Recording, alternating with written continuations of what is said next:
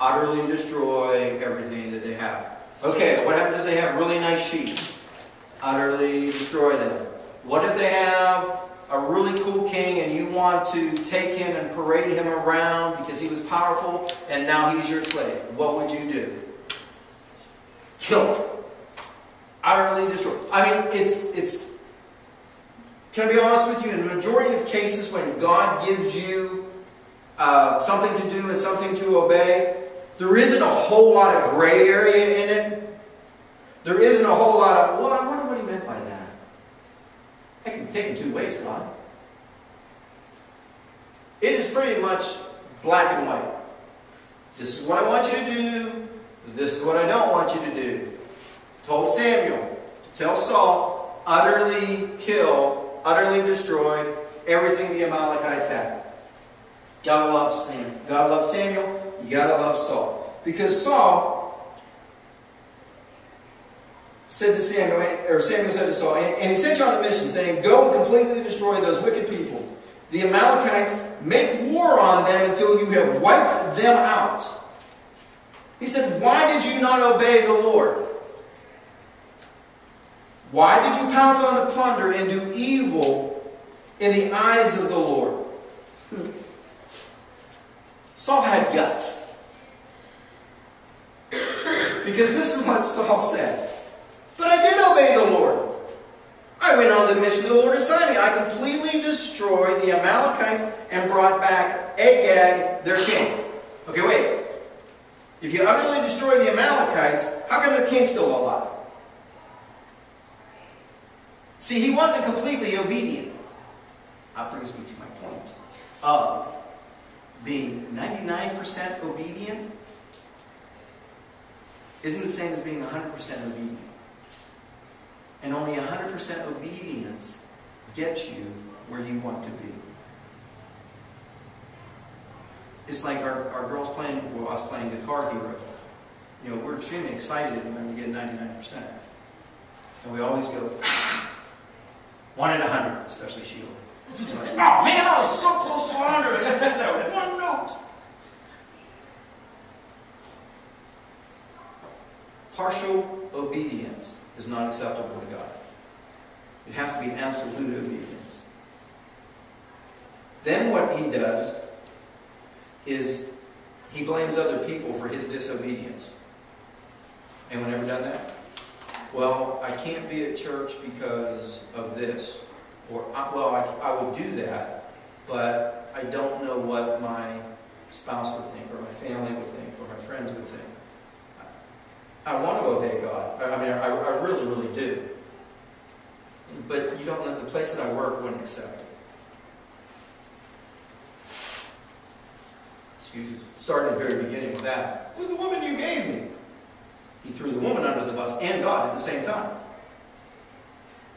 It was her. You gave her to me. It's your fault. If you'd never given me that woman, I'd have been okay. Then he said, blame the other people. He threw the other people on the bus. The soldiers took the sheep and the cattle from the plunder. The best of what was devoted to God, and he made it a religious exercise. You know you told me to utterly destroy everybody, but I decided to keep the king alive so that I could parade him as a trophy and show how strong our God was in victory and in battle. And when I was able to do that, anytime anyone ever saw that king, they knew that we would defeat him because the Amalekites were really, really strong. And they would go, wow, if they can destroy the Amalekites and mock their king, wow, they'll do stuff to me that I don't even want to have. And then I couldn't be obedient because the soldiers took the sheep and the cattle, and what we decided to do was with the best, we were going to give that as an offering to God. We were going to take our disobedience and blame someone else and then make a sacrifice to God to show him, hey, we gave you the best.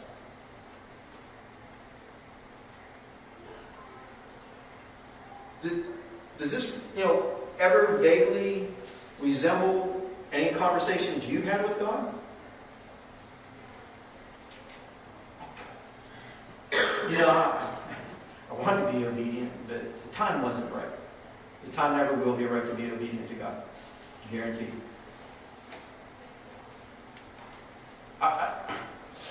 I know you told me not to do that, but I just felt like doing it. Emotions will never lead you to obedience.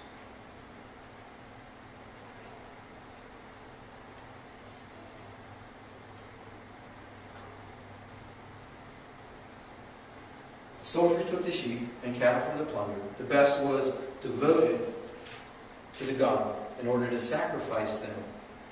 To the Lord, your God at Gilgal. And Samuel replied, does the Lord delight in burnt offerings and sacrifices as much as in obeying the voice of the Lord?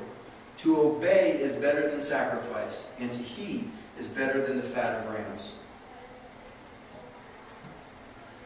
You look at Job, and Job constantly was making sacrifices for his sons and daughters in case they messed up. If the kids would have been obedient, he may not have had to make the sacrifices that he was making. If we would have been obedient, if we will be obedient, we will not have to make sacrifices to cover up for our obedience, for our disobedience. If we listen to what God tells us to do, we will not have to take steps backwards in our progress with Him. We all want to be better people. We all want to learn more about Him. We all want to have a closer relationship with Him. And there are some of us that are willing to make sacrifices. But more of us need to be obedient to what He tells us to do so that we don't have to make the sacrifices. And we also have to understand that our obedience isn't dictated by somebody else. Our obedience is dictated by us. Well, the Bible says when you go to heaven, you're going to stand in front of God and give account for everything that you have done. And I really believe that He's not going to take the excuse that, well, she made me do it. Or he made me do it. Or I couldn't do it because. We're going to have to get to a place where our obedience isn't dictated by what someone else does. Our obedience is dictated by what God says to us and by us doing it when He tells us to do it. Not in a legalistic fashion, but in a fashion of loving Him. Sheila read the scripture in her promises. It's on my thing. If you love me, you will keep my commands. If you love me, you will do what I say. If you love me, you'll understand that I know more than you do, and I'm going to tell you the best thing for your life. If you love me, if you really trust Him, you're going to do what He tells you to do. So many examples in the natural that I know absolutely nothing about cars. Absolutely nothing about cars. There was one day at Home Depot, this was years and years ago, our van wouldn't start. We're clicking and nothing's happening. And Sheila looks at me and says, why don't you get out and look at the engine? So I open up the hood, I look at the engine, I go, yep, there it is. It's an engine. Try it again, honey.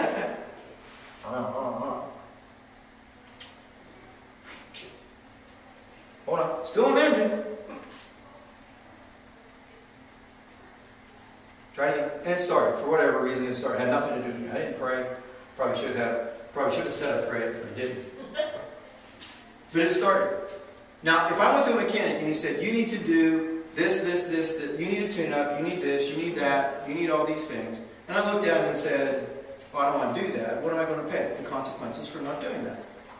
There's going to come another time where we're in a parking lot and it won't start because we didn't listen to what he said. The mechanic isn't as smart as God. But we'll listen to a mechanic, but we won't listen to God.